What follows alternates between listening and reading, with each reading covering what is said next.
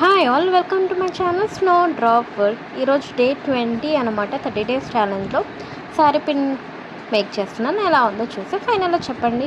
ఇదేం లేదు, నేను first light yellow colour silk thread wrap చేసుకున్నాను శారీ పిన్కి. దానిపైన మొత్తం స్టోన్ చైన్ స్టిక్ చేస్తున్నాను.